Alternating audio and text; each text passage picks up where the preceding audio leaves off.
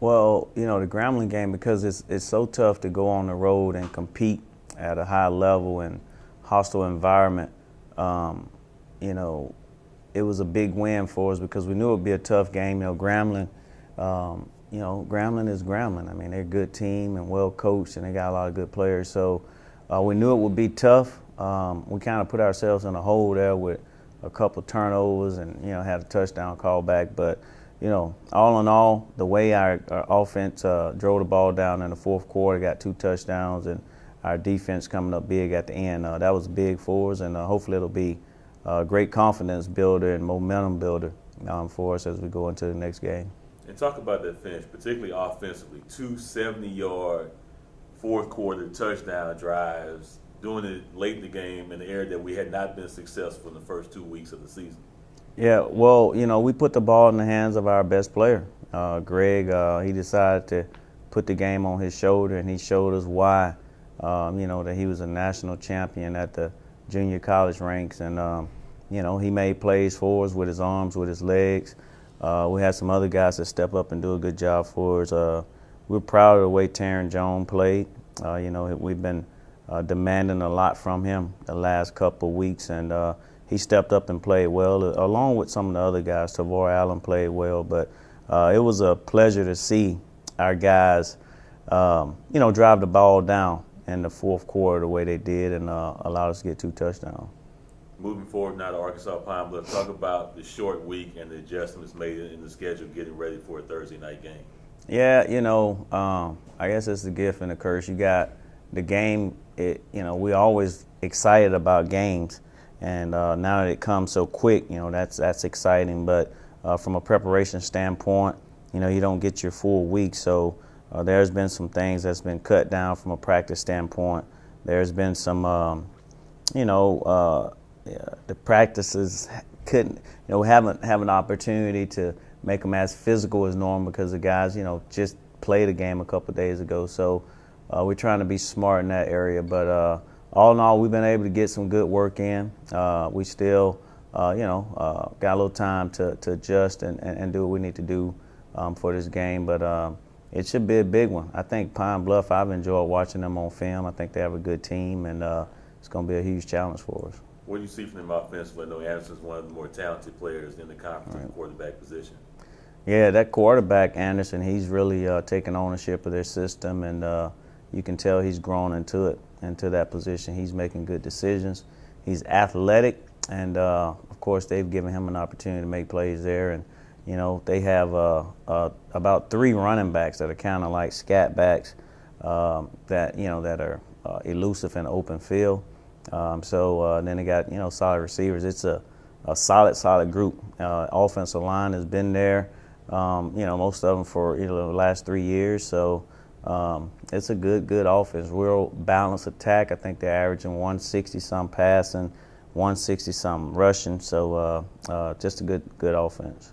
Defensively, nearly all of their starters back on that side. Talk about their defensive unit. Yeah, 9 out of 11 guys are back. And whenever you have that many guys coming back playing in the same system, it's going to give you an opportunity to be really successful. The only 2 guys I think is the cornerbacks, and they're pretty decent players in their own right. So, with Bill Ross, leading them in tackles, playing the Mike linebacker position, they have the leading sack leader in the conference.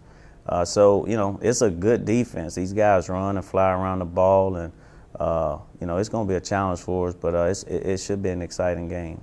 And you mentioned the blessing and the curse. Talk about the challenges of kind of being an on-demand program, not being in a routine. Open the week on Sunday, playing consecutive Saturdays, now moving to a Thursday game. Yeah, we've kind of picked out every day in the week almost to play a game, man, and it's a blessing though. Get an opportunity to really show what we have to offer, tell our story on national television, and sometimes when those things occur, you have to change and you have to adjust. And, we're willing to do that. It's our players understand the commitment that we got to have to make adjustments to play on Thursday. And we presented it to them. They bought into it. And, we won't make any excuses or complaints about it. We think it's a blessing to be able to play on those days, and we're looking forward to it.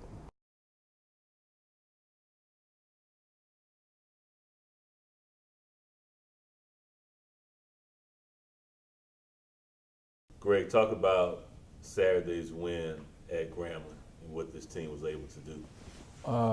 I felt like we got out to a slow start, but went into halftime, had a little pep talk, and we came out and finished. What does it mean for you as a quarterback to be able to lead two 70-yard fourth-quarter drives on the road against the defending champs? I mean, it's big. I mean, we always talk about finishing, and we know we got off to a slow start, and able to win the game. I had to put the team on my back and just lead them to victory.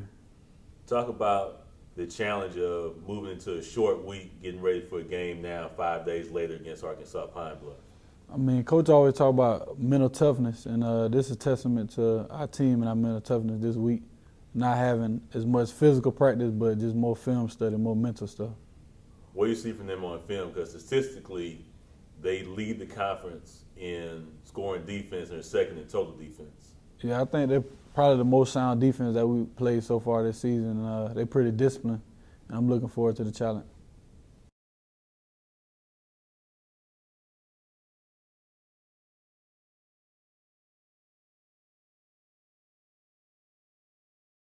Kejuan, talk about Saturday's game against Grambling. Defense has continually played better as the season has gone on. Oh yeah, Saturday we came out hard. We started good. We did a lot of good things. We came out and stopped the run because we know Grambling like to run the ball because we didn't stop it the past two games. But we came out, stopped the run, and made them do something they want to do is pass the ball. Now, I know you're a very team-oriented guy, but talk about what it means to have the career interceptions record here at Alabama State. Oh, it means a lot. I mean, I just thank my coaches, thank God, and thank my teammates for helping me do that. This week, short week of preparation, you're ready for a good Arkansas-Pine Bluff team with a very good quarterback. Talk about what you see from them offensively. Offense, they had a great quarterback. They got one of the best quarterbacks in the SWAC, and they got a good offensive line because everybody's coming back. They got some good receivers and 4 good running backs. So we had to be focused and come knowing this is a short week. So we got to just stay focused and make sure we on our keys and watching film on them. Second time this year, we'll play on the ESPN family of networks. Talk about what that exposure means for the program and for Alabama State University. Oh, they put us on the map because we know playing on TV, we don't get to play on TV a lot. So it just makes sure everyone shows up, make sure we do what we're supposed to do. And it means a lot to our fans because they know they're playing on TV, everybody don't get to see us a lot. So they put us on the map. How much, maybe a little bit extra motivation is it to want to play well after we didn't have the strong finish at Cookman on national TV 3 weeks ago? It's just a redemption game because playing on TV against Bethune, we didn't do too well. So coming out this game, it could mean a lot, putting us on TV again.